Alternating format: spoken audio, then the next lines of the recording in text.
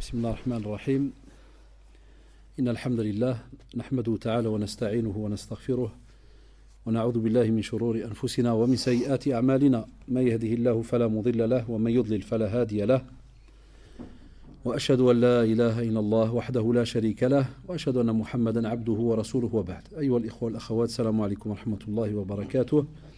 On continue dans notre série donc de conférences par rapport au nom d'Allah subhanahu wa ta'ala, et on est arrivé donc au nom d'Allah subhanahu wa ta'ala Ar-Raziq et Ar-Razzaq, c'est-à-dire le pourvoyeur. Le pourvoyeur, c'est-à-dire c'est celui qui subhanallah il se porte garant pour ses serviteurs mais par rapport à leur subsistance, ça veut dire celui qui nous donne tous ces moyens de subsistance qu'on a ici sur terre, c'est Allah subhanahu wa ta'ala. Et c'est pour ça qu'Allah subhanahu wa ta'ala dans surat Al-Dhariyat, il nous le rappelle, il nous dit Inna Allah huwa ar-razzaqu dhul quwwati al-matin. Ar-Razzaq. Combien de fois, Shabab, on entend ces versets, c'est-à-dire qu'Allah subhanahu wa ta'ala, il nous dit car c'est Allah qui est le dispensateur de tous les biens, le tout-puissant, l'immuable. Surat 51. Ça veut dire, Allah d'alikum, il n'y a pas une bête sur terre, ou un être humain, ou quoi que ce soit sur terre, qui n'a pas auprès d'Allah subhanahu wa ta'ala sa subsistance. Et c'est pour ça qu'Allah subhanahu wa ta'ala nous dit وَمَا مِن دَابَّةٍ فِي الْأَرْضِ إِلَّا عَلَى اللَّهِ رِزْقُهَا. Ça veut dire il n'y a point et il n'est point de créature sur terre qui n'attendent d'Allah subhanahu wa ta'ala ce qui lui revient, sa pâture, d'après donc certaines traductions en français. Vous avez remarqué jusque-là, la plupart d'entre nous sont d'accord. Il n'y en a pas un qui va dire non, c'est faux, c'est pas possible, ou bien quelqu'un qui va dire là, au contraire, wallahi, c'est... Tout le monde est unanime de dire, effectivement, en tant que musulman, Ar-Razzaq, c'est Allah subhanahu wa ta'ala. Mais comme d'habitude, ya Shabab, la question qui se pose, c'est dans la réalité.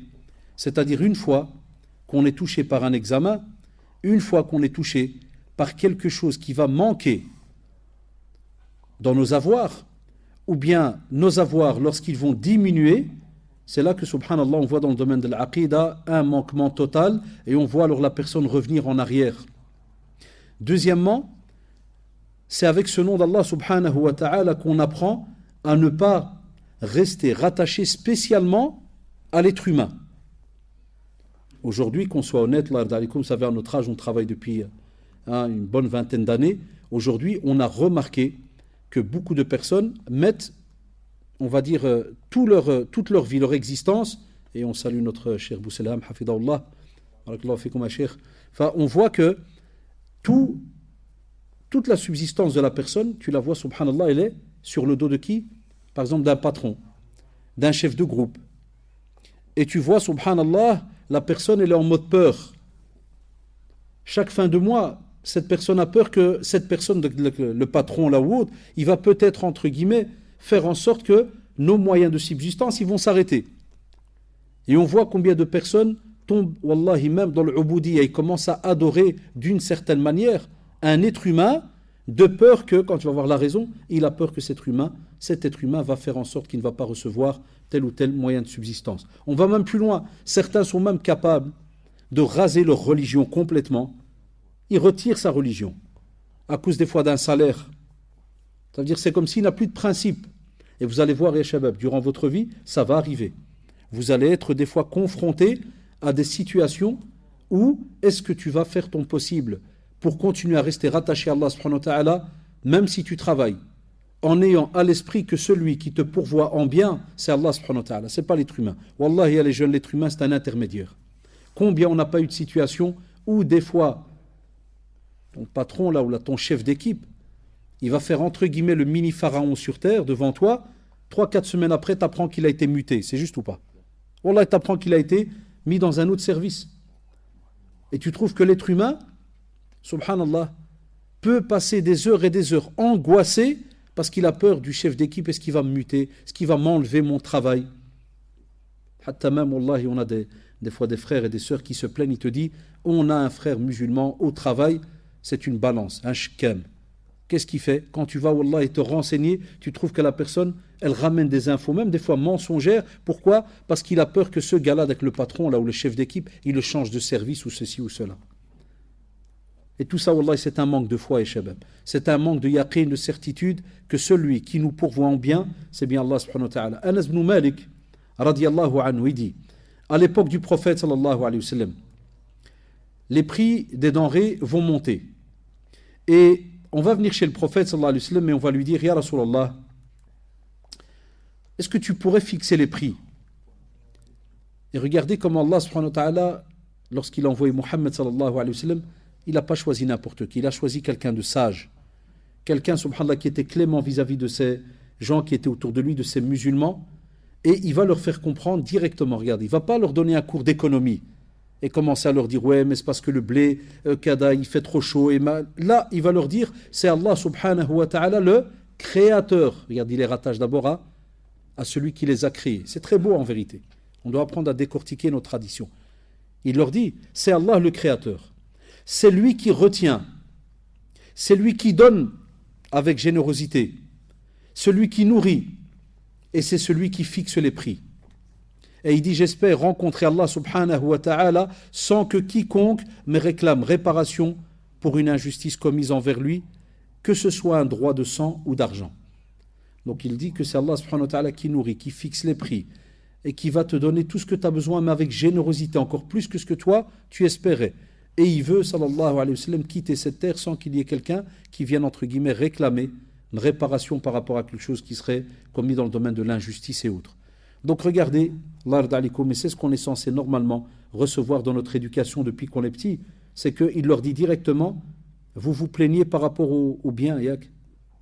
Vous avez besoin qu'on fixe des prix parce que les commerçants, ils commencent à... Sachez que, wallahi, même ces commerçants, même ces gens qui fixent les prix et tout ce que vous voulez, ils n'ont rien entre les mains.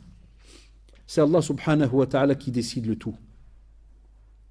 Quand toi tu le sais, quand tu es persuadé de cela, wallahi, quel regard tu as vis-à-vis de l'humain?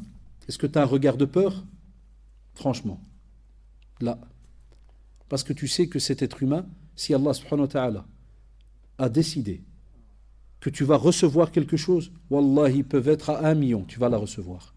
Et s'il a décidé que tu ne vas pas la recevoir, tu ne recevras pas la chose.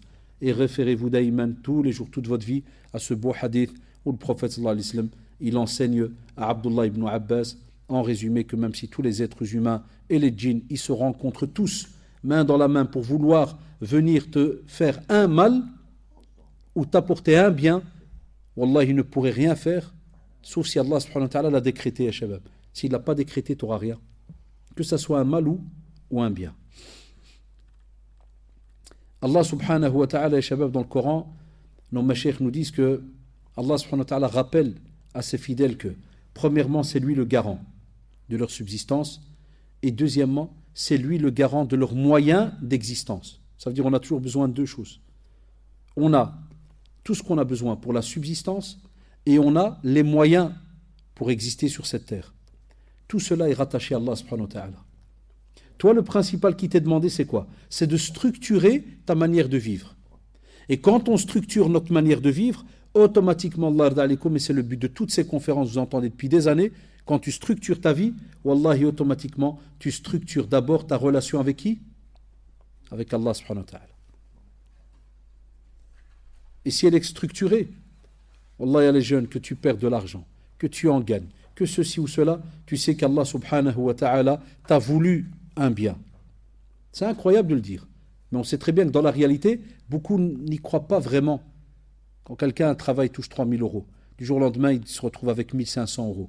Qu'est-ce que tu crois? Tu crois que les 99% des musulmans, si jamais ça leur arrive, ils vont dire, Masha'Allah, alhamdulillah, tout va bien, on est bien?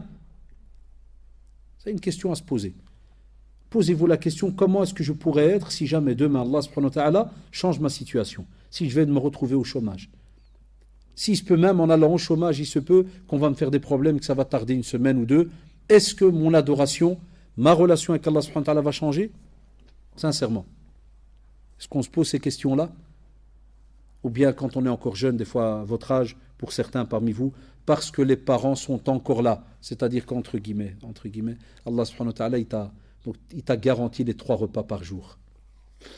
Quand j'ai dit entre guillemets, c'est ce que Darali pense. Ils se disent, moi, quoi qu'il arrive, alhamdoulilah, il y a de la nourriture à la maison. Tout va bien. Mais qui t'a garanti que même tes parents, ils ont, entre guillemets, une autre garantie d'avoir cette nourriture et te la donner? C'est un effet boule de neige. Donc on est obligé d'éduquer nos enfants avec cela. Et Inch'Allah, c'est le but de la conférence de demain au Centre islamique. On parlera un peu de l'éducation des enfants, comment vous les jeunes, vous devez un petit peu voir cela pour le futur. C'est très très important d'y penser quand on est encore jeune.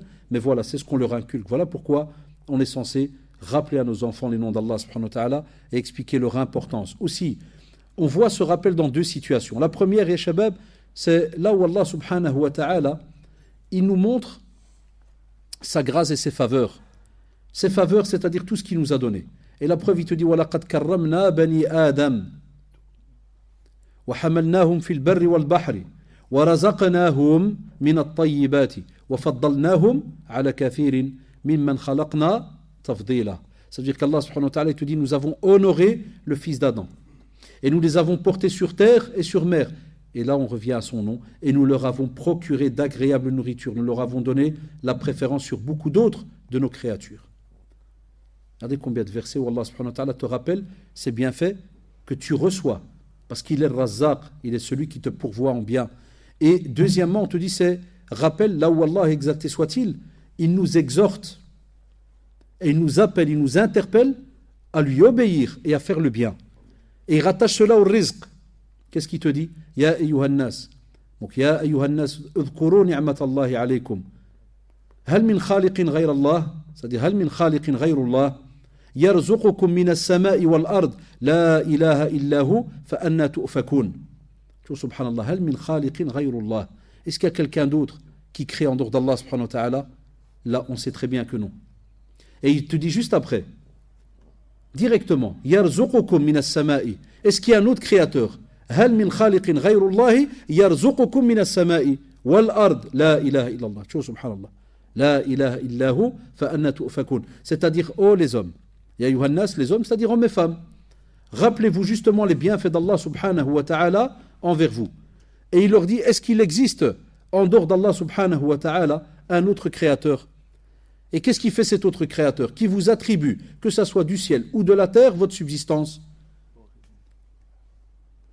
Regardez, que ce soit ceux qui travaillent la terre, est-ce qu'ils ont besoin des bienfaits qui viennent du ciel? C'est juste ou pas?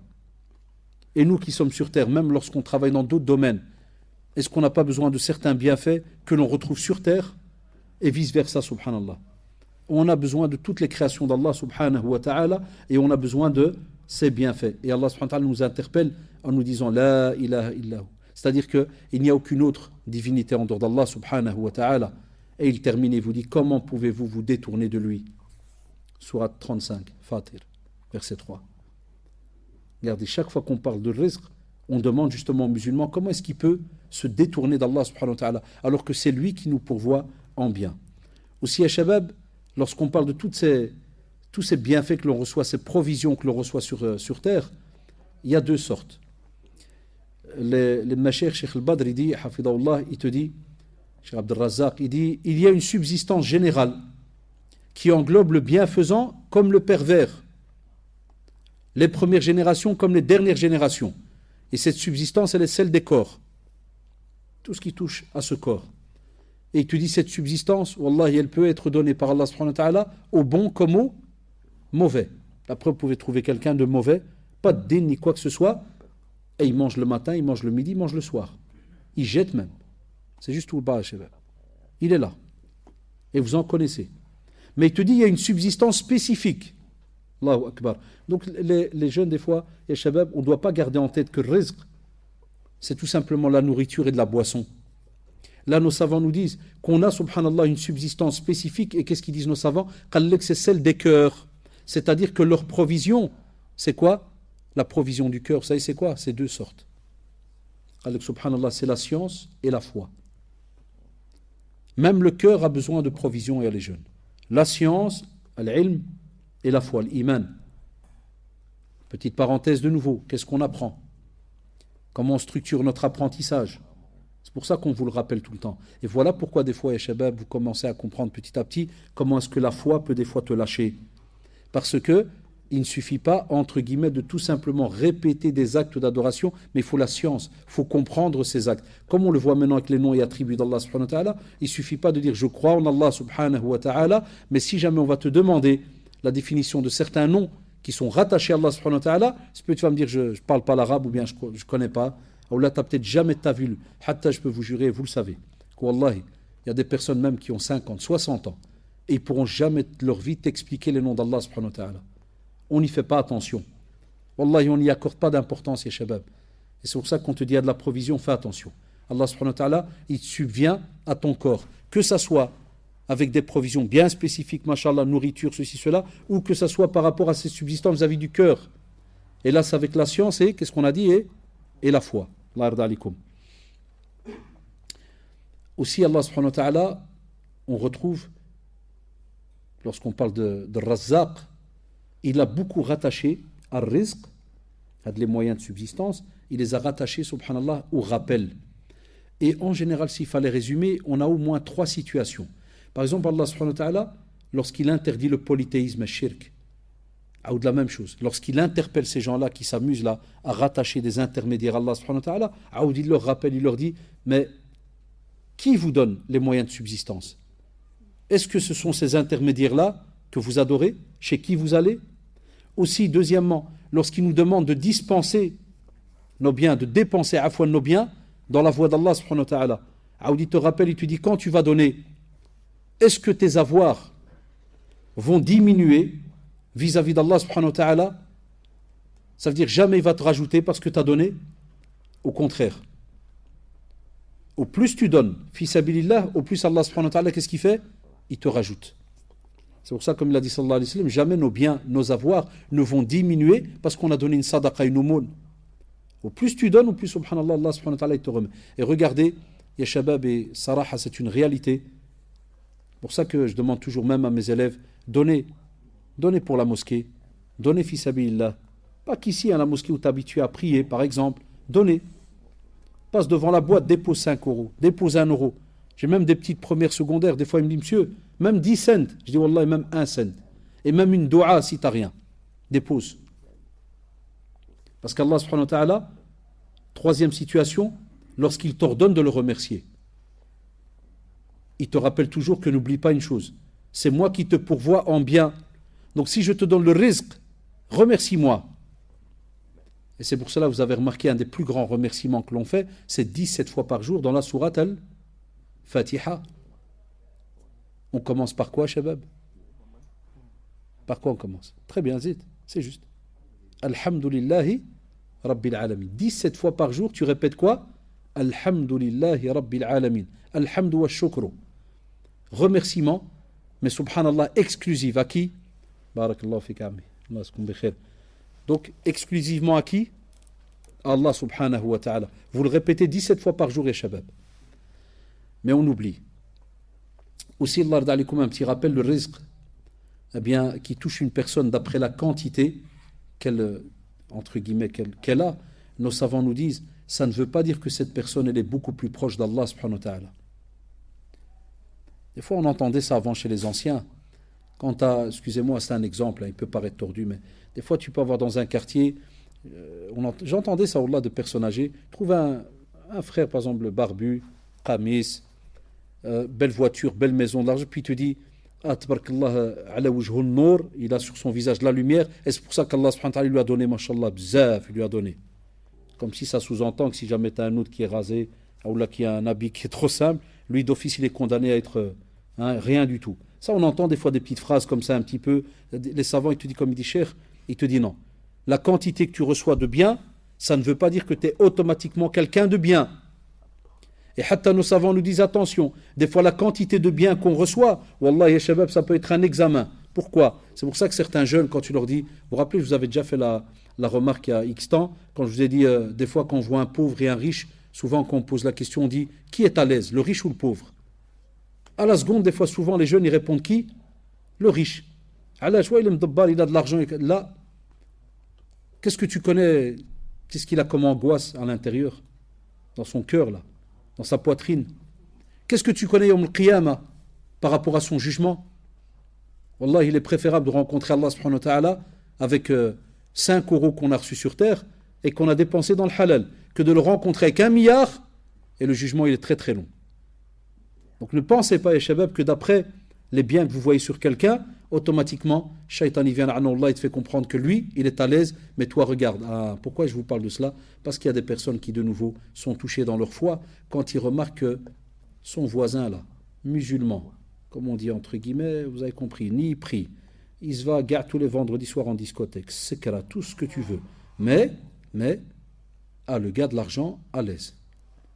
Les vacances 2 fois, 3 fois par an s'il faut, il est blindé. Et t'entends des fois qu'est-ce qu'il dit en dirigeant en dialecte, qui te fait purée, il est bikhir. Qui t'a dit qu'il est bikhir? Ça veut rien dire. Et à l'inverse, des fois certains sont étonnés.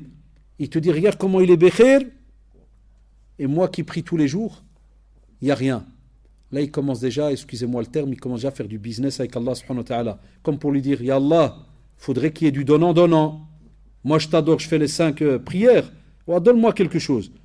À l'âge, parce qu'il y a le type à côté, il fait rien. Mais il est blindé. Des fois, ça nous touche ou pas, Drari? Wallah, shabab, ça nous touche. Wallah, des fois, on commence à se dire, c'est bizarre.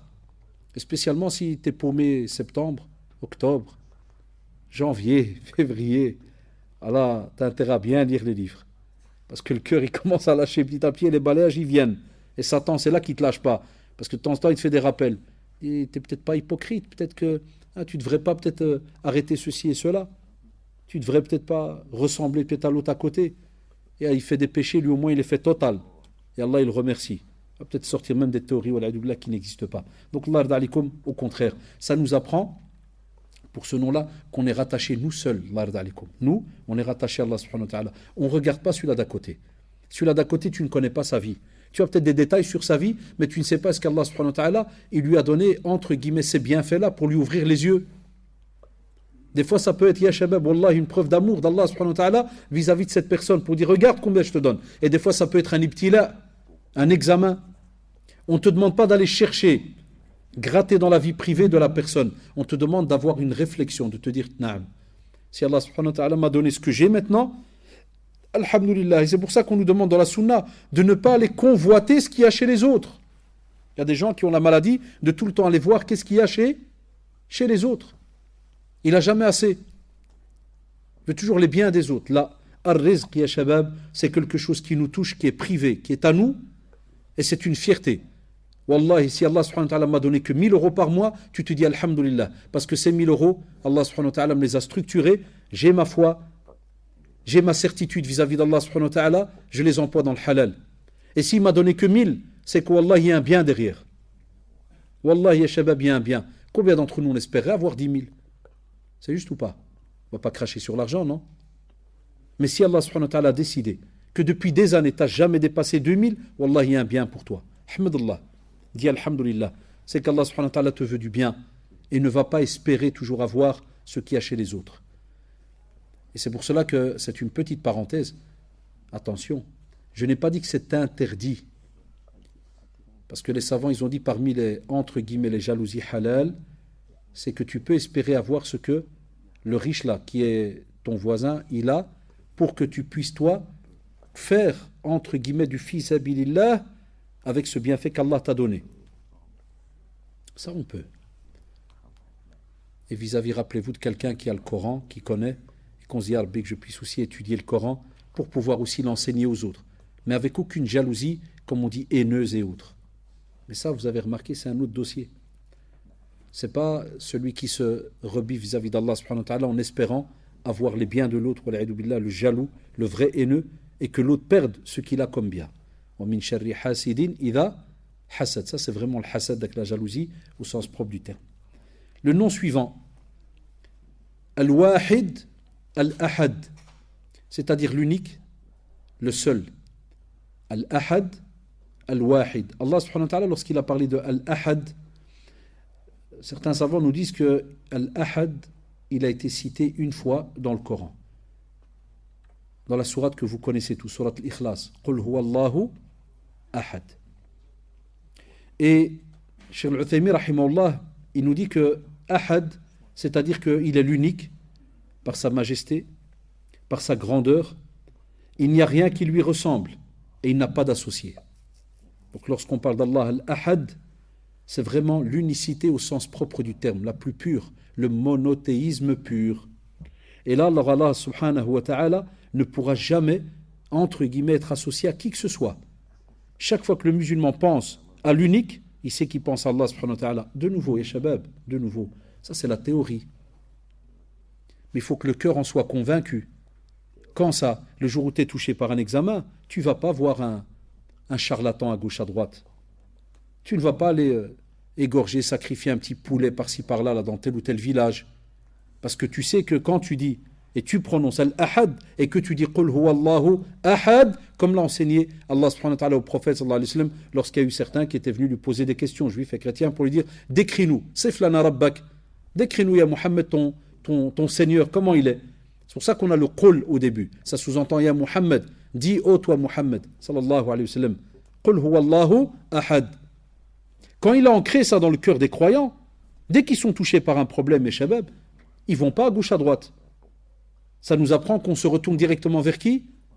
Vers Allah subhanahu wa ta'ala en premier. Est-ce que ça nous interdit de demander de l'aide aux êtres humains? Là, on peut demander, mais dans le halal. On doit se renseigner. Et c'est pour cela qu'Ibn Kathir, l'imam Ibn Kathir, rahimahullah, grand exégèse, il dit, Ibn Abbas, radiyallahu anhu, a donné comme définition, il te dit lorsqu'on parle de l'ahad, c'est un petit peu technique, ya shabab, et jazakumullah pour votre patience, hein. C'est pas comme des fois des conférences où il y a entre guillemets un peu de rigolade, ceci, cela. C'est pas le but, comme on dit toujours. Mais des fois, hein, c'est bien de patienter quand c'est un tout petit peu technique. Ah, donc j'essaie de vous résumer chaque fois, mais wallahi, c'est important. Et mon but, moi, c'est que vous alliez relire après à votre aise différents ouvrages par rapport à cela. Et vous allez voir, wallahi, c'est une parole que je vous donne, parce que nos savants l'ont donné, et c'est eux qui nous dépassent de loin. Il te dit, quand tu les étudies, et même dans le domaine technique, les noms d'Allah subhanahu wa ta'ala, wallah, tu vois ta vie défiler. Tu vois tes problèmes quand ils défilent. Chaque fois, tu vas trouver un des noms d'Allah subhanahu wa ta'ala qui va être attaché par rapport à un de tes problèmes. Comme on l'a vu tout à l'heure, juste maintenant, avec Ar-Razzaq. Vous vous rappelez, hein? Tu vas voir, par exemple, une situation que tu vis au travail. Lorsqu'on parle qu'Allah subhanahu wa ta'ala, il est l'unique, il se peut qu'un jour, tu vas remarquer, toi, ou ta femme, ou tes enfants, vont être malades tous les jours. Moi, par exemple, ça fait depuis la naissance que je suis malade, donc ça fait 46 ans maintenant. Je traîne 4-5 maladies assez compliquées et tout. Combien de fois, quand j'étais tout jeune, on n'a pas proposé à mon père d'aller voir des charlatans? Et combien de fois, quand moi je suis arrivé à l'âge adolescent, je l'ai entendu de mes propres oreilles. Sirchouf Sidi Moulay, un tel. Va voir le Hajj al-Flaniya, là, al-Baraka dans ses doigts, qallik. Et va voir, j'ai entendu ça des années. Quand j'ai commencé à grandir, j'ai eu mes amis africains. Mais vraiment l'Afrique noire.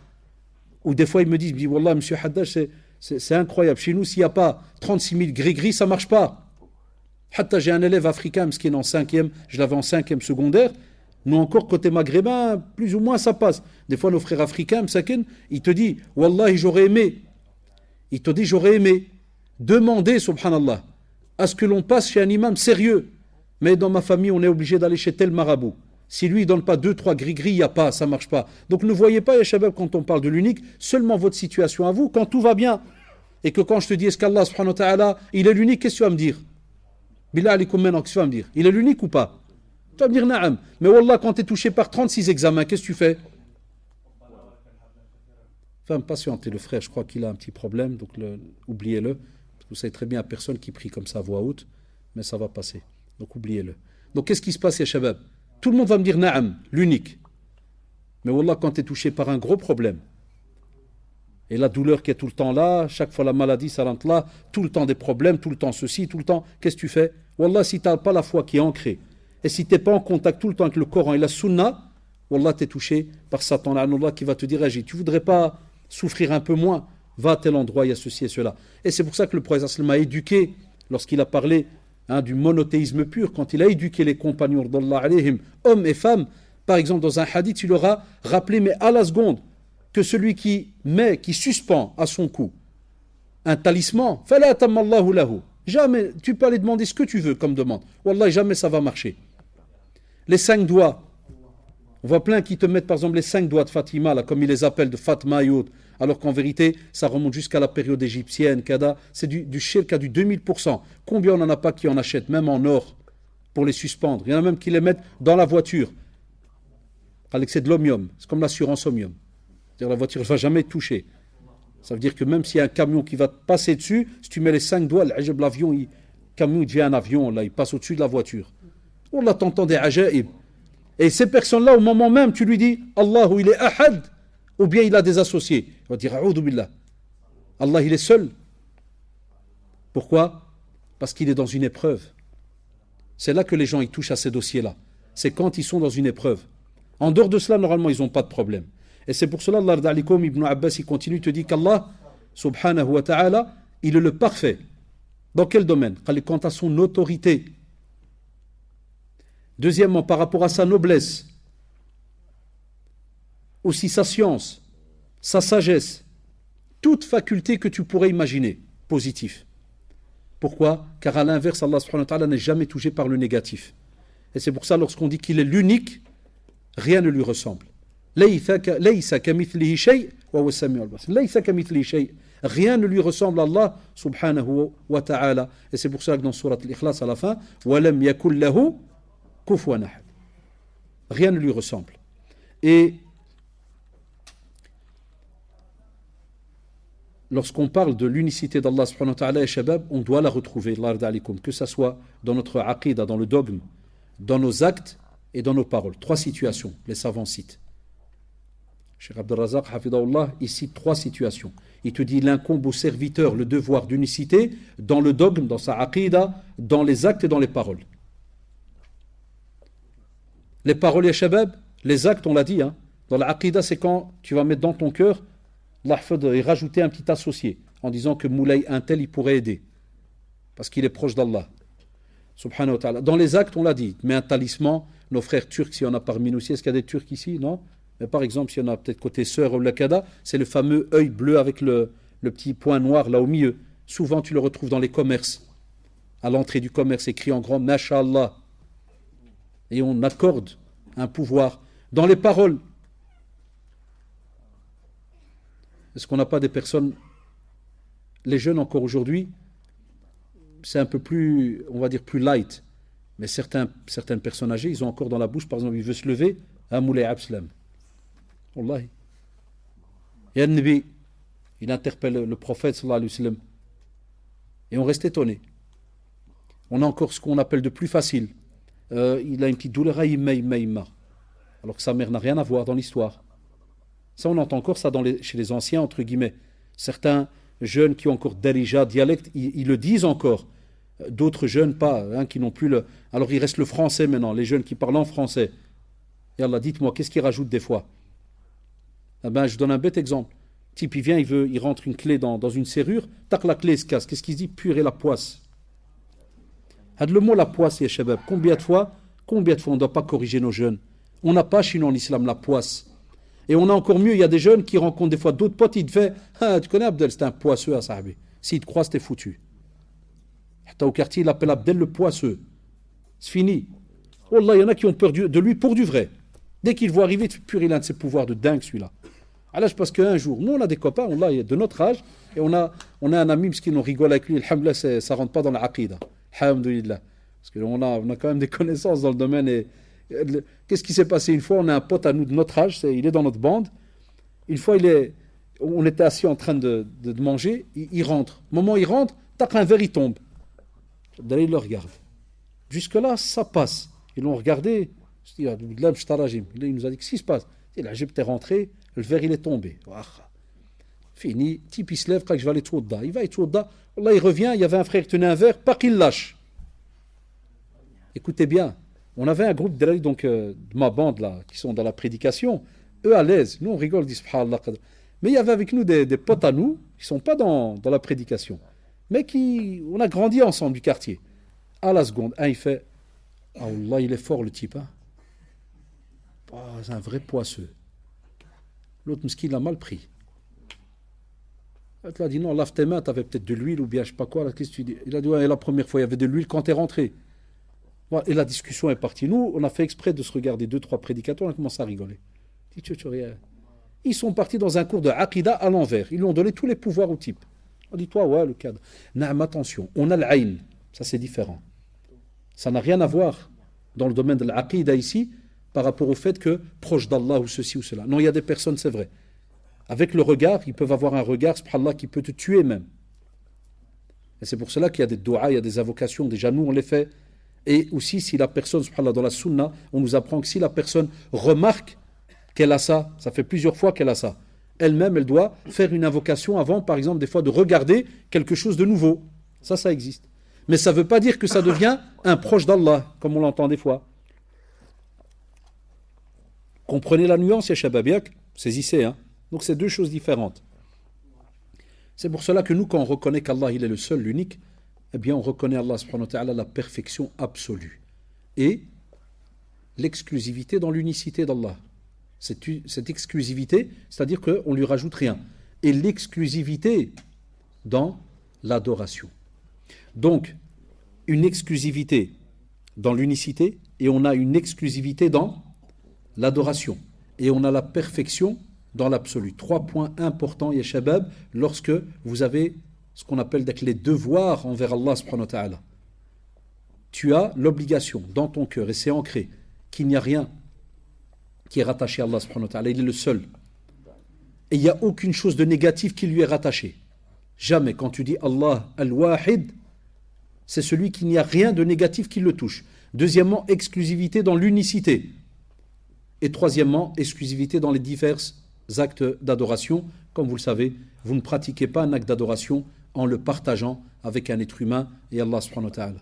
Et ainsi de suite. Et tu ne vas pas vers un être humain ou un mort pour demander assistance ou ceci ou cela. Il dirait, est-ce que tu peux demander à Allah subhanahu wa ta'ala? Il y en a qui le font, Allah, et encore aujourd'hui. Demande à Allah subhanahu wa ta'ala de m'aider parce que toi tu es un saint, tu es quelqu'un de reconnu et ainsi de suite.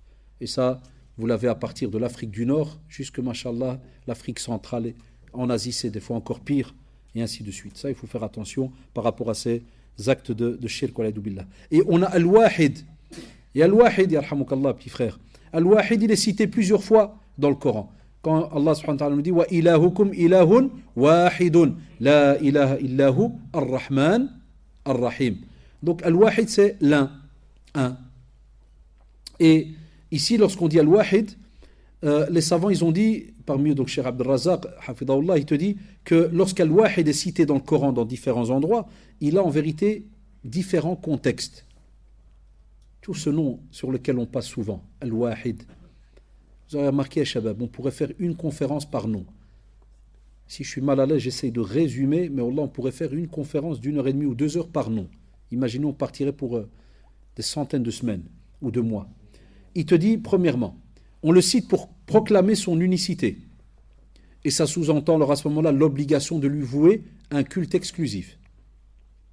Donc on a dit proclamer son unicité. Quand tu dis l'un, al-Wahid, tu proclames l'unicité d'Allah subhanahu wa ta'ala. Dès que tu proclames, ça veut dire quoi? Ça veut dire qu'il y a obligation de lui vouer à lui seul un culte exclusif. Ça veut dire que tu ne peux rien lui rajouter. وَمَا أُمِرُوا إِلَّا لِيَعْبُدُوا اللَّهَ مُخْلِصِينَ لَهُ الدِّينَ.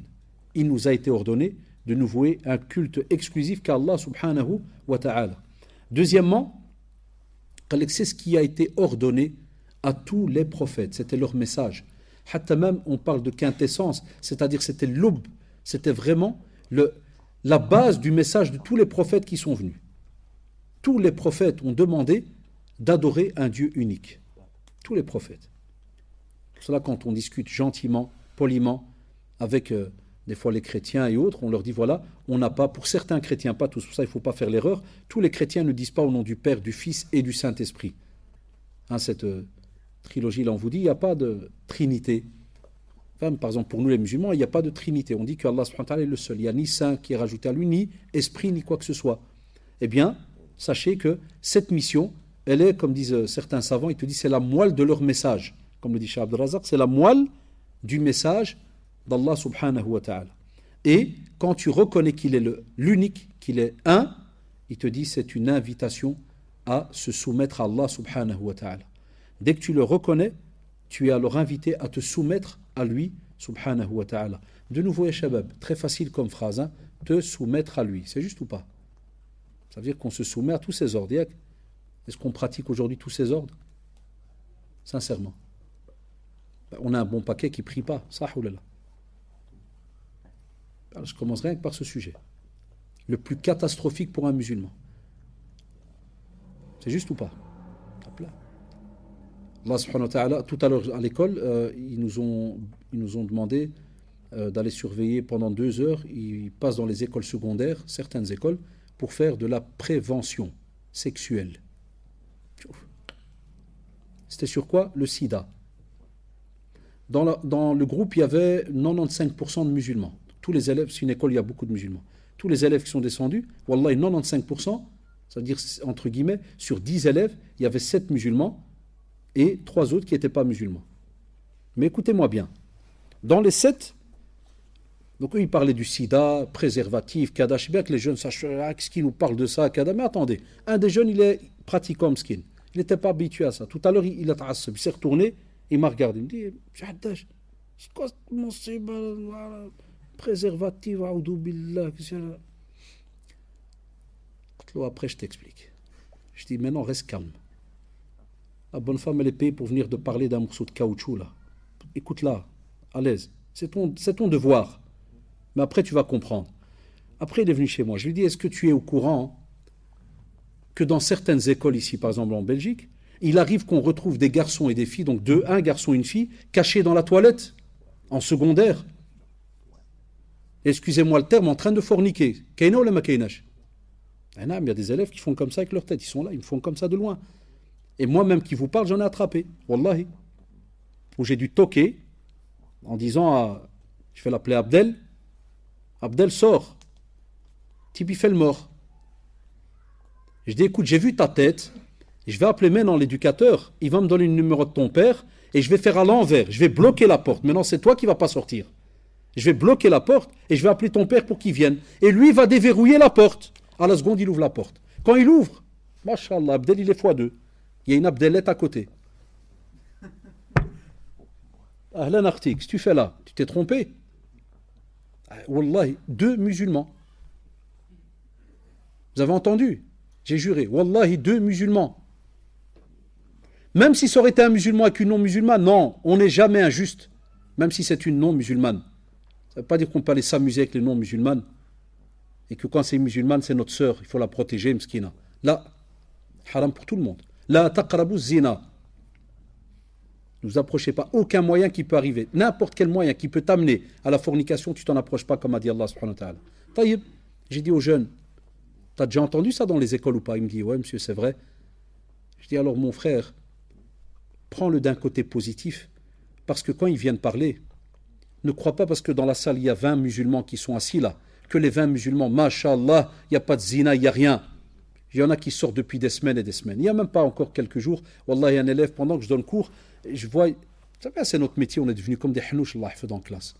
Moi, je suis en train de parler de l'hajj, j'explique pèlerinage, et puis je vois le type, il ta'awwaj, il revient, il ta'awwaj, il revient. Moi, je voyais bien qu'il était en train d'envoyer un SMS.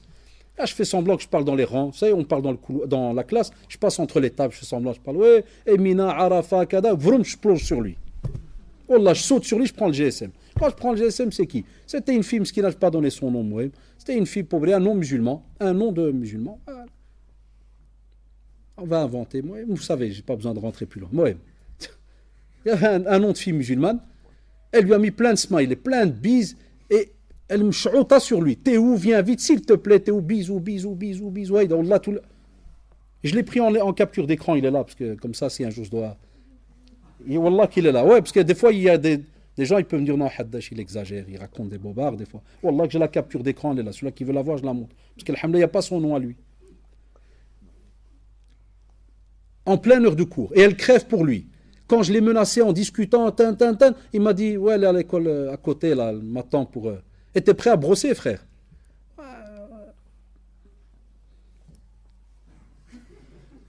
Ah, t'es prêt à l'efficer billah? Ça, c'est nos enfants ou pas?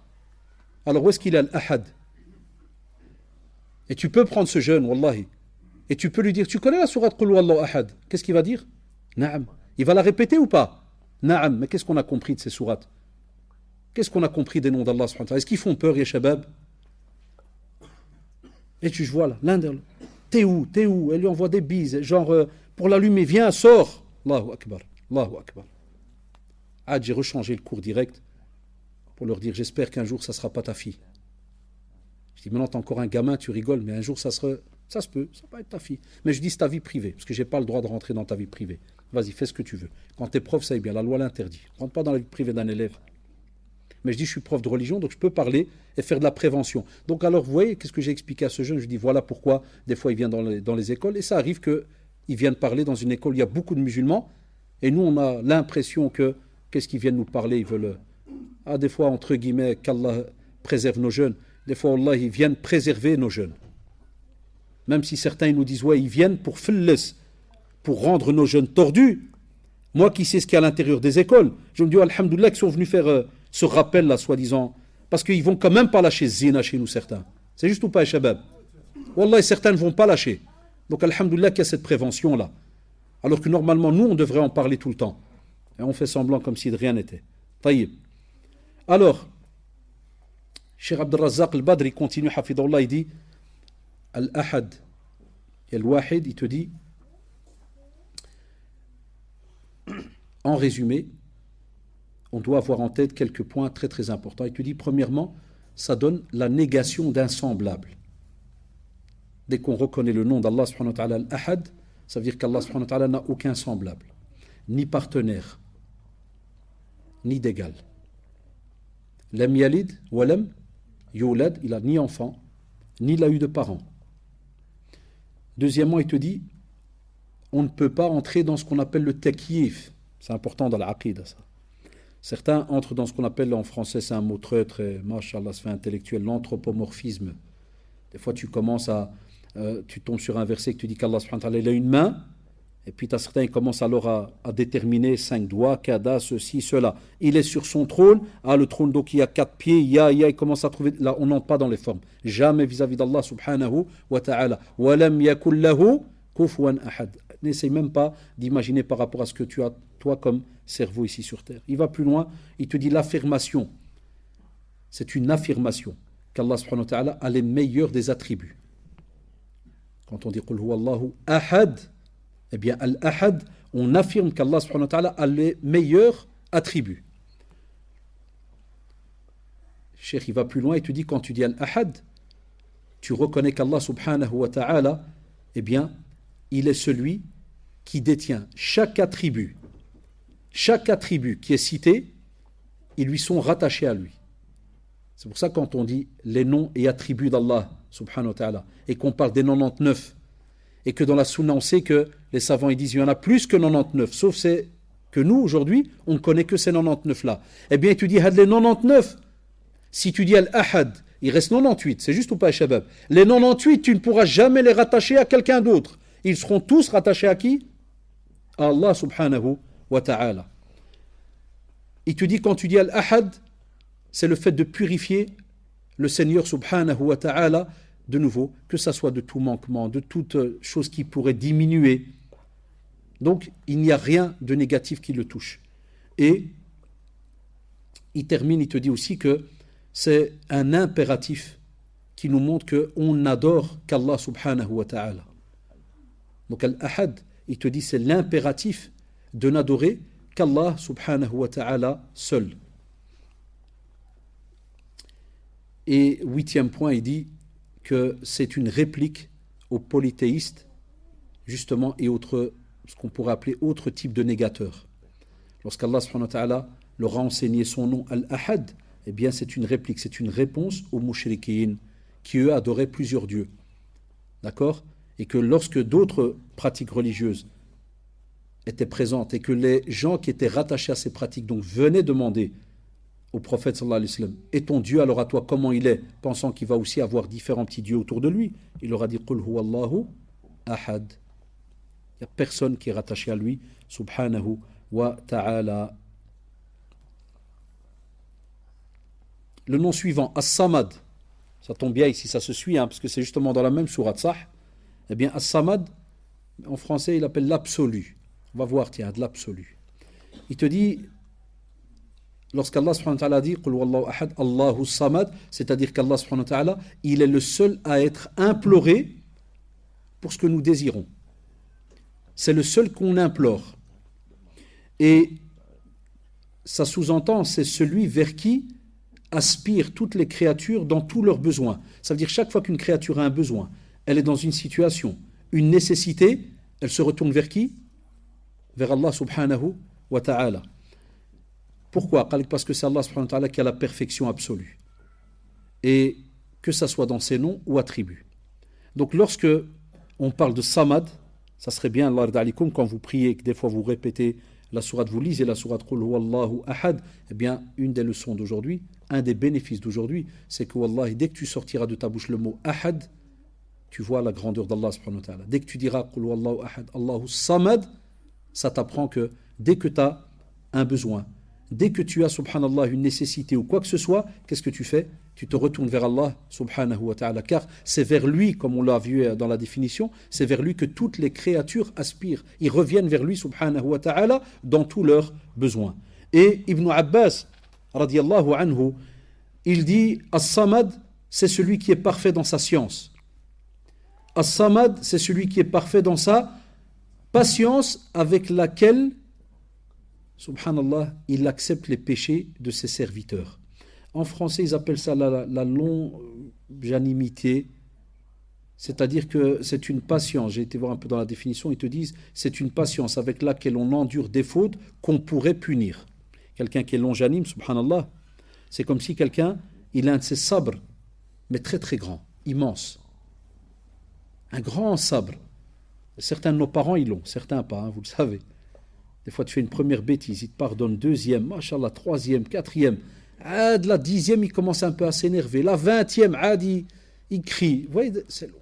Allah subhanahu wa ta'ala, ya shabab, on ne pourra jamais le comparer à notre patience à nous.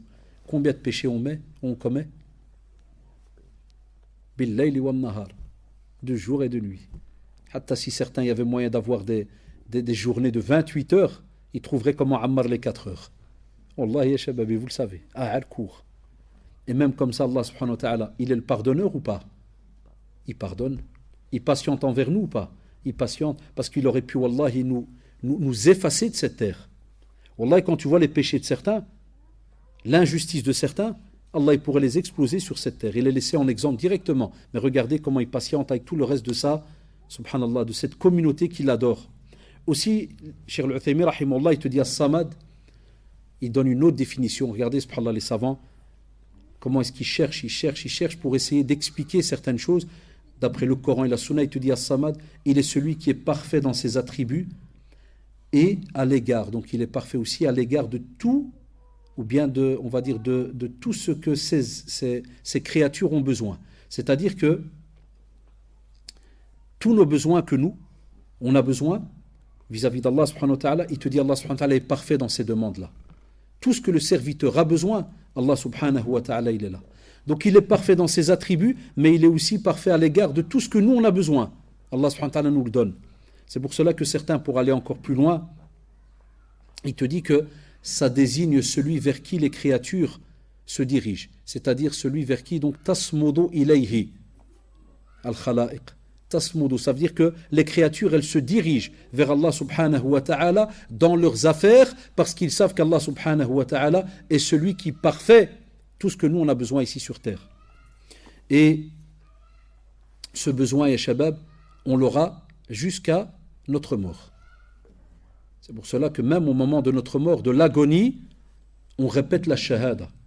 Et cette shahada nous montre notre rattachement à Allah subhanahu wa ta'ala. Man qala la ilaha illallah dakhala al-jannah. Et on espère, wallahi ya shabab, se retrouver au moment de l'agonie en étant de ceux qui auront toujours besoin d'Allah subhanahu wa ta'ala pour quitter cette terre en répétant la shahada et dans laquelle il y a l'unicité d'Allah subhanahu wa ta'ala pour montrer qu'on n'est pas de ceux qui ont renié Allah subhanahu wa ta'ala mais qui ont mis en pratique ce qu'il nous a donc demandé. Et Ibn al-Qayyim rahimahullah dans son ouvrage donc As-Sawa'iq al-Mursala il dit en français donc ça donne plus ou moins cela As-Samad ça caractérise le maître dont l'autorité est totale. Le pouvoir est total. C'est pour cette raison que les Arabes donnaient ces noms aux nobles. Subhanallah, les Arabes, quand il y avait quelqu'un de noble, qui était très très fort, ils lui donnaient ce nom As-Samad. car le porteur de cette appellation détient une multitude d'attributs louables, afwan. Ça veut dire celui qui détient le nom As-Samad, c'est quelqu'un qui a un tas d'attributs louables. C'est-à-dire c'est quelqu'un de noble. Et comme vous l'avez remarqué, avec la venue du prophète sallallahu alayhi wa sallam, le nom As-Samad a été rattaché à qui? Allah subhanahu wa ta'ala. D'où, quand quelqu'un on veut l'appeler Samad, qu'est-ce qu'on dit? Abdus Samad. D'accord, Shabab?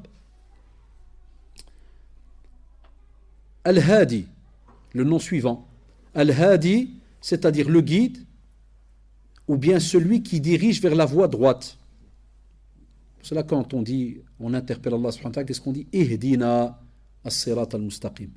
Le seul qui peut guider sur le chemin de la droiture, que vous répétez 17 fois par jour dans Surat al-Fatiha, dans la prière. Quand tu dis Ihdina, le seul, le guide al-Hadi, huwa Allah subhanahu wa ta'ala. Et Allah subhanahu wa ta'ala le montre dans Surat al-Hajj, il te dit Wa inna Allaha lahadi alladhina amanu ila siratin mustaqim. C'est-à-dire car Allah subhanahu wa ta'ala guide vers le droit chemin ceux qui croient. Pour que tu gagnes la guidance d'Allah subhanahu wa ta'ala, tu dois être de ceux qui croient, ya shabab. Il y a les jeunes. Si tu pries pas, il faut en parler comme ça avec nos amis à gauche, à droite. Si tu pries pas, des fois il y a des jeunes qui prient pas, puis il te dit, écoutez bien, il te dit, Wallah ihdi. Sahulala, Allah ihdina. Il est en train de fumer au kadat, Wallah ihdina. Si tu n'as pas une certitude, comment tu peux demander à Allah subhanahu wa ta'ala de te guider? Tu ne suis pas ce qu'il te demande. Comment tu veux qu'il te guide? C'est pas logique ce qu'on fait des fois. Pendant que tu le combats, tu me dis Allah ihdina, alors que tu es persuadé, si je discute avec toi petit à petit, tu es persuadé que ce que tu es en train de faire est haram. Et la preuve, c'est pour ça que tu dis Allah ihdina. Hatta wallahi, nos mashayikh nous ont toujours dit, c'est une formule où l'être humain, il rigole d'Allah subhanahu wa ta'ala. Pendant qu'il fait le haram, il dit Allah ihdina. Comme pour dire que oh, c'est lui qui a voulu que je sois comme ça. Ou bien, ça sous-entend aussi, ouais, pendant que je suis en train de faire le fou, ouais, si Allah il veut me guider, ouais, il a qu'à me guider. Allah ihdina. S'il me guide, alors je sors de là où je suis. A'udhu billah. Il a été demandé aux croyants de bouger. Qul amantu billahi thumma istaqim. La foi suivie de la droiture, l'istiqama. Tu ne peux pas rigoler en disant ouais, qu'Allah me donne. Na'am. Tu peux le demander, tu sais quand? Quand tu es réellement sur la droiture. Et tu continues à lui demander de rester sur la droiture. C'est pour cela qu'on répète justement 17 fois par jour Ihdina as-sirat al-mustaqim, alors que mashallah, on est en train de l'adorer subhanahu wa ta'ala. Mais on voudrait qu'il nous laisse sur ce droit chemin. Vous voyez la différence, les shabab, entre celui qui pratique et autres, et qui taraja, il demande à Allah subhanahu wa ta'ala pour qu'il le laisse justement sur ce bon chemin. Pas l'autre qui est en train de faire n'importe quoi, et puis rigole, tu vois, Allah ihdina. Allahu Akbar. Faites attention à ces phrases. Et avec le sourire et la gentillesse, quand vous avez certains qui vous disent cela, et que vous remarquez qu'ils ne pratiquent pas, ils font n'importe quoi, puis ils disent Wallah ihdina, dis-lui s'il te plaît, crois vraiment en cette phrase. Parce que si tu crois vraiment en Allah subhanahu wa ta'ala, tu n'oserais pas lui désobéir. Et Al-Shabab Al-Hadi, Al-Hadi, il est celui qui guide, celui qui oriente ses serviteurs. Vers où? Vers les bienfaits. Allah subhanahu wa ta'ala, quand il nous guide toujours vers les bienfaits. Et automatiquement, les savants nous disent, s'il nous guide vers les bienfaits, à ce moment-là, il nous éloigne alors de tous les méfaits. Effectivement, quelqu'un qui est croyant comme il se doit, c'est quelqu'un qui, en vérité, est toujours loin de tout ce qui est négatif. C'est une réalité. Quelqu'un qui croit Allah subhanahu wa ta'ala comme il se doit, c'est quelqu'un qui sera toujours, alhamdoulilah, loin de tout ce qui est mauvais. Il fera son possible. Tout le temps, toute sa vie. C'est pour cela que, de quelle manière, eh bien les savants, en résumé, ils ont dit, ils leur enseignent ce qu'ils ne savent pas. Deuxièmement, ils leur inspirent la piété. Tu vois, les hidayah, comment elle vient, cette guidance. Cette guidance, tu veux la guidance, va étudier. Et Allah subhanahu wa ta'ala nous a envoyé les prophètes qui nous ont laissé, mashallah, jusqu'à arriver à Muhammad sallallahu alayhi wa sallam, qui nous a laissé tous les moyens comment adorer Allah subhanahu wa ta'ala. Donc il te dit, Allah subhanahu wa ta'ala, tout d'abord pour cette guidance, il nous enseigne ce qu'on ne sait pas. Deuxièmement, il nous inspire la piété. C'est pour ça qu'il y a tout un travail sur le cœur. Ça, on oublie ça. Il y a un travail journalier. à faire par rapport au cœur, par rapport à l'âme, un nafs. Troisièmement, de la guidance, il nous a envoyé donc un tas de messagers. Mais pour nous aujourd'hui, comme vous l'avez remarqué, on a entre les mains le Coran et la Sunna. Alors les savants, qu'est-ce qu'ils disent? Le Coran et la Sunna, elles sont là pour nous expliquer le licite, l'illicite. Comment adorer Allah subhanahu wa ta'ala, comment se rapprocher d'Allah subhanahu wa ta'ala. Comment faire en sorte de le rencontrer en étant soumis à lui. Donc il y a un tas de principes qui nous sont donc enseignés. Et les savants vont plus là, ils nous disent qu'il y a différents genres d'orientation. Donc lorsqu'on attribue à Allah subhanahu wa ta'ala la guidance, il y a différents genres d'orientation. La première, il te dit, c'est une orientation générale. Eh bien, ça concerne tous les êtres vivants. L'exemple le plus simple, ya shabab, Allah subhanahu wa ta'ala a orienté le bébé vers le sein de sa mère. Wallah, ceux qui ont eu un bébé ici, ils savent de quoi je parle. Quand ils ont assisté aux premières secondes, quand on prend le bébé, on le met sur la poitrine de sa mère, à peine on l'approche de la poitrine, wallah, tu vois sa tête, est-ce qu'elle se baisse vers le bas ou bien elle cherche vers le haut? Subhanallah, elle cherche. Il te dit ce ilham là, qui est-ce qui a fait que aussi l'abeille, elle sait où est-ce qu'elle doit aller? Et ainsi de suite. Ça, c'est une orientation générale. Et ça concerne les shabab, tous les êtres vivants. Et deuxièmement, on parle d'une guidance dans quel domaine? Eh bien, c'est lorsqu'Allah subhanahu wa ta'ala montre la voie droite et te donne des preuves. Et ça, c'est pour les gens responsables. Vous avez compris la différence? On parle ici des gens responsables. Par exemple, Allah subhanahu wa ta'ala, il nous dit quant aux Thamoud, nous leur avons bien indiqué la voie à suivre.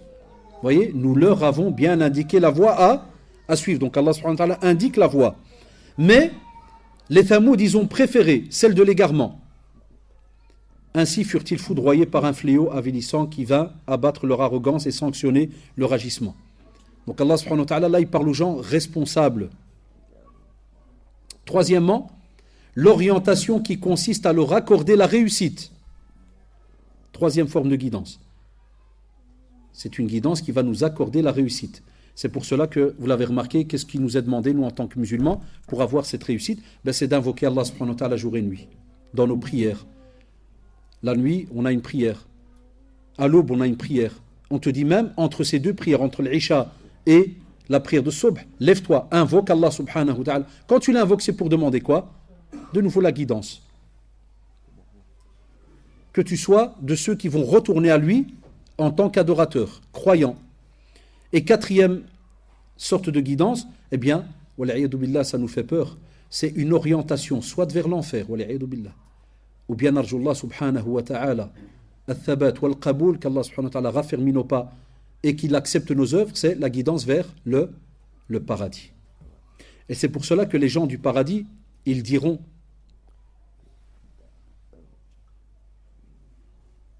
Alhamdulillah, wa qalu Alhamdulillah alladhi hadana li hadha wa ma kunna linahtadiya lawla an hadana Allah. Quand ils vont être au paradis, ils diront wa qalu, c'est qui ça? C'est les croyants qui sont au paradis. Alhamdulillah, les louanges à Allah subhanahu wa ta'ala. Qui ça? Alladhi hadana, celui qui nous a guidés. Parce que si Allah subhanahu wa ta'ala ne nous avait pas guidés, wallahi, on n'aurait pas pu à ce moment-là arriver là où on est. Et ça, vous pouvez revenir à Surat Al-A'raf, Surat 7. Surat Al-A'raf et verset 43. Surat Al-A'raf, la 7. Donc, Shabab, comme on le voit dans ce verset, le croyant lui-même dira, si ce n'est Allah subhanahu wa ta'ala qui n'avait pas voulu nous guider dans la bonne voie, wallah, on n'aurait jamais alors accédé, ou ça, à ce paradis dans lequel on est.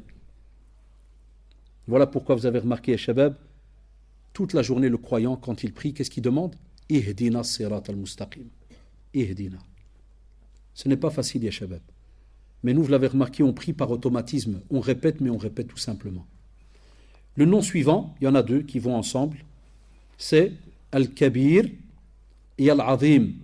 Al-Kabir, le glorieux, le très grand. Et Al-Azim, le majestueux. Ici, les savants, ils ont dit, ce sont des attributs, subhanallah, de splendeur, de majesté, d'immensité. Vous avez vu tout à l'heure, lorsqu'on parle de l'Ahad, par rapport à qui est-ce qui va lui être rattaché, subhanahu wa ta'ala. D'accord? Ici, on sort, on est dans un autre domaine. Si on parle de la grandeur, de la majesté d'Allah subhanahu wa ta'ala, est-ce que je peux me permettre de demander à certains jeunes qui étaient couchés au début, parce qu'il n'y avait pas beaucoup de monde, de se rasseoir? Vous savez, vous rasseoir, certains, parce que maintenant il y a beaucoup plus de monde. Et c'est une parenthèse, hein, c'est entre nous, alhamdoulilah, on est comme des frères, des cousins et tout. Des fois, c'est vrai, il arrive, pour pas que quelqu'un juge un autre, des fois, vous devez savoir qu'il arrive que quelqu'un a des problèmes de dos. Parce que moi, je le vois, moi, je suis assis en face. Et des fois, il peut arriver qu'un frère, il se couche un peu, je vois direct 5-6 regards qui regardent comme ça de loin. Comme pour dire, c'est juste ou pas. Mais des fois, il arrive que certains frères, ou même sœurs, ils n'arrivent pas à tenir longtemps dans la mosquée. Même comme ça, qu'Allah les récompense et les guérisse, ils viennent, et ils patientent 1 heure ou 2. Donc on doit être indulgent entre nous. Spécialement quand quelqu'un y rentre, des fois ça se voit, quelqu'un y rentre, puis il voit 2 couchés, il se dit, purée, mashallah, tqsira aujourd'hui. Mais il ne sait pas est-ce que la personne a mal au dos, ceci, cela. D'accord? Mais, de l'autre côté, celui qui n'a aucun problème à son dos, il ne peut pas se coucher comme ça. À part, comme disent certains savants, dans la pudeur, dans ce qu'on appelle les bienséances dans la mosquée, quand il n'y a personne, tu te mets alors dans un coin pour des fois reposer, entre guillemets reposer, autre, c'est pas interdit. Beaucoup de jeunes, ils pensent qu'il est interdit de se coucher dans une mosquée. Tu peux te coucher, mais quand, comment, c'est là la question. Vous voyez?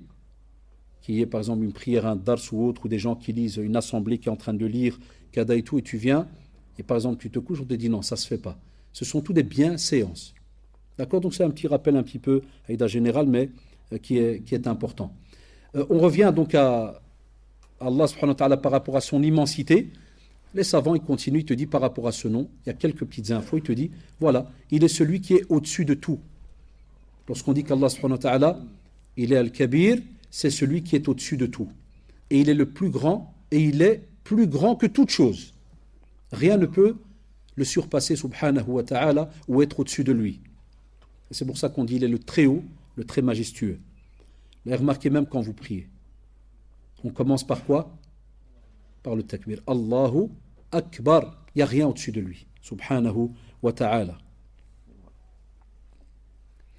Il dit, Cheikh Abdel Razak, Hafidahullah, il te dit que la signification, bien les significations de la grandeur et de la majesté d'Allah subhanahu wa ta'ala, 2 types. Il y a 2 types de significations par rapport à la grandeur d'Allah subhanahu wa ta'ala. Il te dit la première, elle nous renvoie aux attributs du Tout-Puissant. Pourquoi? Parce qu'on l'a dit dans la première définition, c'est justement celui qui a la majesté, la grandeur, la force, la puissance, le pouvoir parfait, la science totale, la gloire complète. C'est-à-dire les savants, ils ne tarissent pas d'éloges. Lorsqu'on parle de grandeur d'Allah subhanahu wa ta'ala, c'est dans tous les domaines, ya shabab. Et, revenez à la sourate 39, Az-Zumar, verset 67, où Allah subhanahu wa ta'ala nous dit « Wa ma qadarullaha haqqa qadrih » Ça veut dire que, wallah, les hommes ne sauront jamais estimer la puissance d'Allah subhanahu wa ta'ala à sa juste valeur. Ça sous-entend que lorsqu'on parle de la grandeur d'Allah subhanahu wa ta'ala, même si on pourrait mettre plein de virgules, on n'arrivera, wallahi ya shabab, jamais à parler de tout ce qui pourrait être le plus beau et le plus, on va dire, comme on l'a dit tout à l'heure, les plus beaux attributs par rapport à Allah subhanahu wa ta'ala, que par ce qu'il s'est décrit lui-même. C'est pour ça que les gens de la sunna, ils décrivent Allah subhanahu wa ta'ala par ce qu'il s'est décrit lui-même. Le deuxième sens, il te dit, personne d'autre que lui ne mérite d'être loué ou vénéré, ou bien glorifié. Et ça, ya shabab, c'est lorsqu'on a des fois des êtres humains qui pensent qu'un tel, il est le plus grand. Il faut faire attention à certains termes qu'on choisit.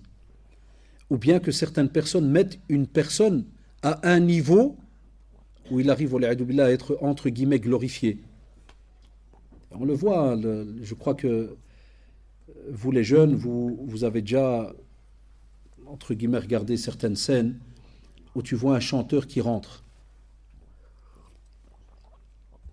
Qu'est-ce qu'ils font certains? Ils tombent dans les pommes.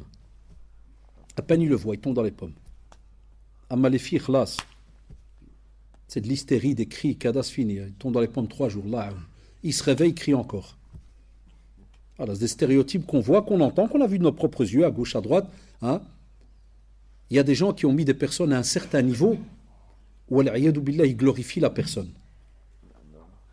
Un point, vous connaissez les noms, hein, les mots là. Fan, ça, fan club. kada, ceci. Et le gars, il fait même. Maintenant, certains, je sais, certains jeunes, ils rigolent en se disant non. Mais combien de jeunes, Allah yarda alaykoum, c'est peut-être tout bête, combien de jeunes glorifient certaines stars de foot dans la coupe de cheveux. Moi, je le dis aux élèves, à chaque fois qu'ils rentrent avec une nouvelle coupe, je les regarde, je dis, à qui t'as vu là sur Internet hier? Je fais, comment ça? Je dis, c'est quoi la ligne que t'as rajoutée ici là? Elle vient de chez qui? Ah, les autres, non, ça c'est un joueur qui joue à Tottenham, il a rajouté une ligne. Donc demain, il rajoute un trou, où tu mets un trou.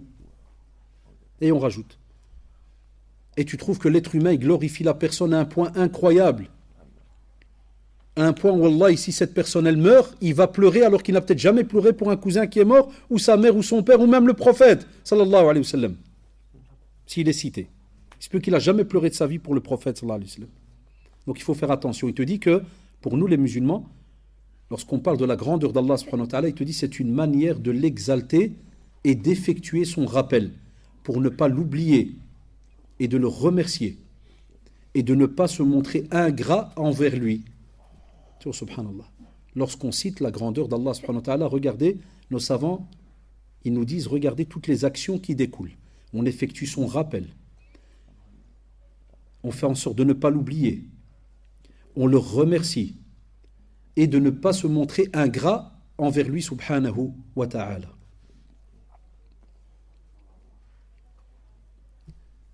Et regardez, le Hajj est passé. Il est connu dans la Sunna que dans les jours de Tashriq. C'est juste ou pas? On a le jour de l'Aïd, c'est le 10e, puis on a les 11, 12, 13.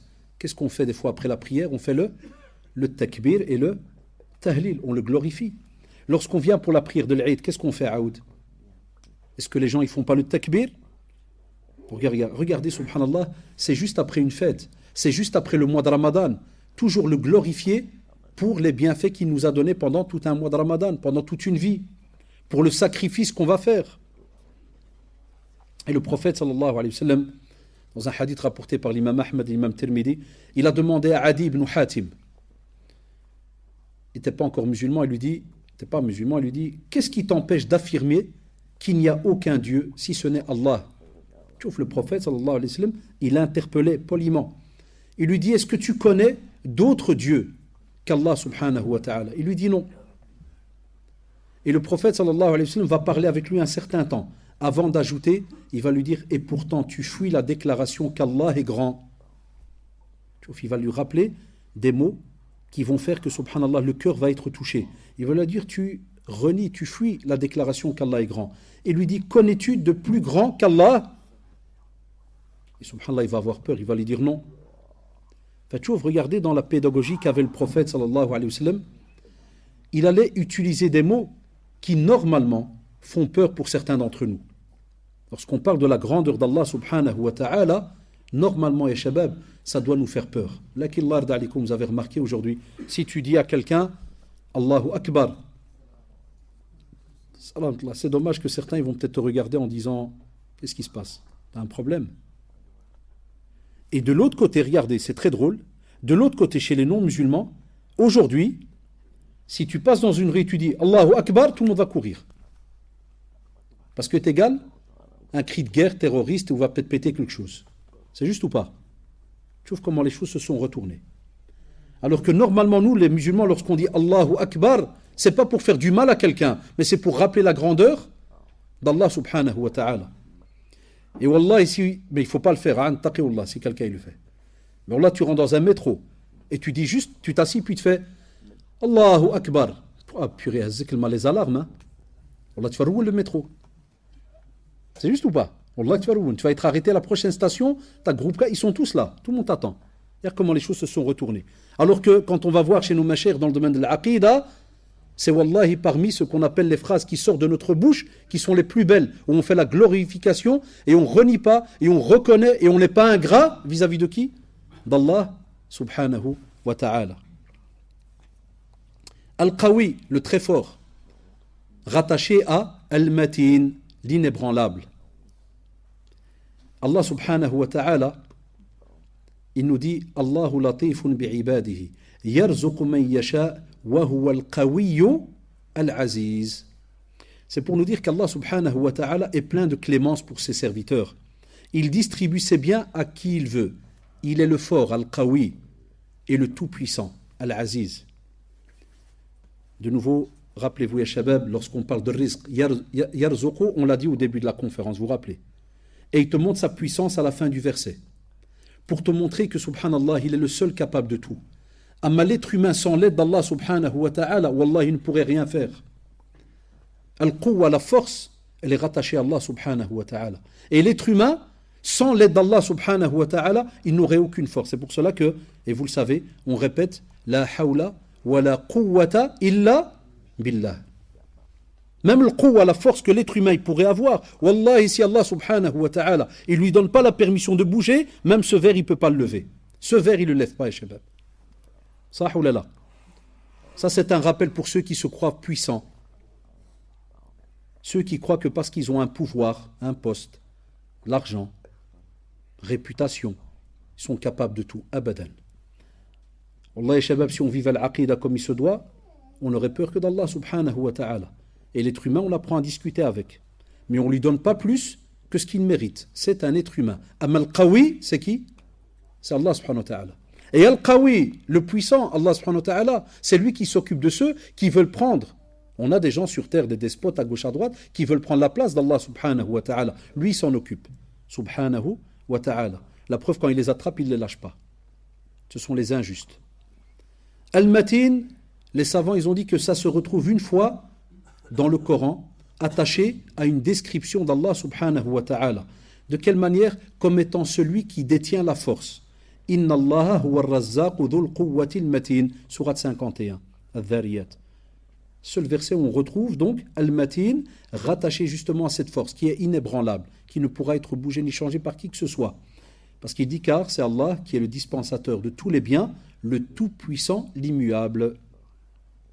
Donc, en résumé à Shabab, Al-Matin, c'est celui qui possède une puissance ou une puissante force, tandis que Al-Qawi, c'est celui que rien ne peut réduire à l'impuissance ni à dominer. Quelqu'un qui est Qawi, tu ne peux pas le dominer. Tu ne peux pas le réduire à l'impuissance. D'accord?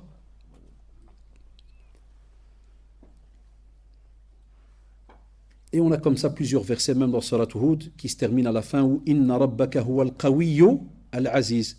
Tout le temps, vous retrouvez, subhanallah, le fort et le puissant. Rappelez-vous pour l'Aziz, le puissant.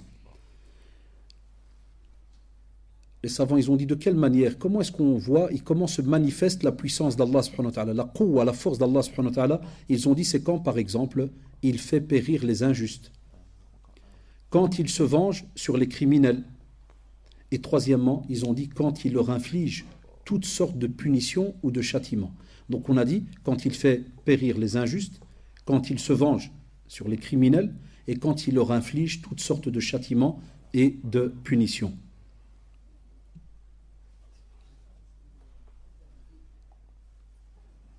Lorsqu'Allah subhanahu wa ta'ala dans Surat Al-Anfal, la Surat 8, il te dit « Kada'bi ali fir'aun, walladhina min qablihim, kafaru bi ayati Allahi fa'akhadhahumullahu, bidhunubihim inna allaha qawiyyun shadidu al-iqab » Force sur force, ya shabab.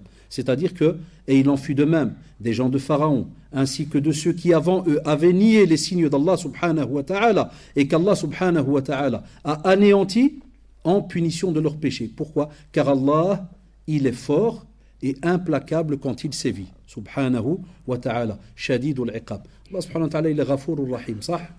Mais Shadidu al-iqab. Il est fort et il est le puissant dans son châtiment. Et le prophète sallallahu alayhi wa sallam, un jour il a parlé à Abu Moussa al-Ash'ari radiyallahu anhu, c'est rapporté dans le Bukhari Muslim. Il lui a dit Ya Abdullah ibn Qais. Il lui dit La hawla wa la quwwata illa billah, c'est-à-dire il n'y a de force ni de puissance qu'en Allah. Il te dit, elle constitue l'un des trésors qui se trouvent sous le trône d'Allah subhanahu wa ta'ala. La ilaha illallah. Had la hawla wa la quwwata illa billah. Wallahi, elle aide, ya shabab. C'est une aide incroyable pour le musulman. Spécialement quand il est face à un problème. Spécialement quand il est face à quelqu'un qui est injuste, un zalim. La hawla wa la quwwata illa billah. Spécialement lorsqu'il est face à quelque chose qu'il ne peut pas arranger. Il est bloqué là. Apprenez ya shabab à réciter, à sortir de votre bouche avant de commencer à dire purée, azma, là. Ça, c'est pas la bonne réaction. Arrête-toi et dis Bismillah, tout d'abord. Mets-toi entre les mains d'Allah subhanahu wa ta'ala. Deuxièmement, tu vois qu'il y a un ajj là, tu sais pas faire. Dis alors la hawla wa la quwwata illa billah. Ça devient de plus en plus dur. Hasbunallah wa ni'ma al-wakil. Toujours, reviens. Revenez vers Allah subhanahu wa ta'ala, parce que comme vous le voyez, il est le puissant. Pour terminer, al-shahid, al-raqib, le témoin pour le shahid, et al-raqib, l'observateur. Alors, ya shabab, al-shahid, ça intervient plusieurs fois dans le Coran. Par exemple, revenez à Surat al-Buruj, la Surat 85. Wallahu ala kulli shay'in shahid. Quant à l'observateur, al-raqib, les savants disent, il apparaît 3 fois dans le Coran. Et en général, il apparaît associé au témoin, al-shahid. Revenez à ce moment-là, Surat 5 al-Ma'ida. Ceux qui notent, Surat 5 al-Ma'ida. Wallah subhanahu wa ta'ala dit, wa anta ala kulli shay'in shahid. Et Allah subhanahu wa ta'ala et shabab, lorsqu'il parle justement d'être le témoin, eh bien il te dit c'est celui qui connaît tout. Lorsqu'Allah il est shahid, c'est-à-dire qu'Allah subhanahu wa ta'ala connaît premièrement toutes choses. Et ils disent auxquelles rien n'échappe. Donc Allah subhanahu wa ta'ala sait tout ce que ces créatures font. Ce qui veut dire, ya shabab, il entend toutes les voix.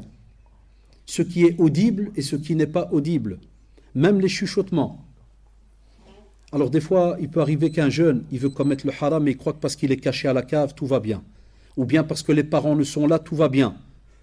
Chouf shaitan anawallah, comment est-ce qu'il va t'avoir?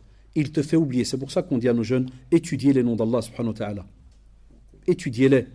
Comme ça, le jour où tu veux faire une musiba, tu sais qu'Allah subhanahu wa ta'ala, il est al-shahid, al-raqib. Rien ne lui échappe. Il voit toutes ces créatures. Et sa science embrasse toutes choses. C'est pour ça que chez Al-Sunnah wal-Jama'a, on nous dit Ar-Rahman ala al-Arsh istawa. Sah? Comme l'a dit Allah subhanahu wa ta'ala de lui-même. Il est sur son trône. Mais il est avec nous de par sa science. Bi'ilmihi. Il sait tout ce qui se passe sur terre. Le comment, Allahu a'lam. Comme l'a dit l'imam Malik rahimahullah par rapport à l'istiwa, lorsqu'il a dit qu'Allah subhanahu wa ta'ala est sur Ar-Rahman ala al-Arsh istawa, il a dit al-istiwa ma'lum wal kayf majhul wal imanu bihi wajib was su'al anhu bid'ah. Il a même fait ressortir, il a fait sortir la personne qui était venue, commencer à le questionner par rapport à l'istiwa, le fait de se mettre sur le trône. Comment? Mais on sait qu'Allah subhanahu wa ta'ala sait tout ce qui se passe ici sur terre. À quelle heure il y a l'adhan? L'adhan c'est à 21, non? Presque 20? Ah? Non, je crois qu'il y a l'adhan. لا اللي كيأذن مرحبا به فينو.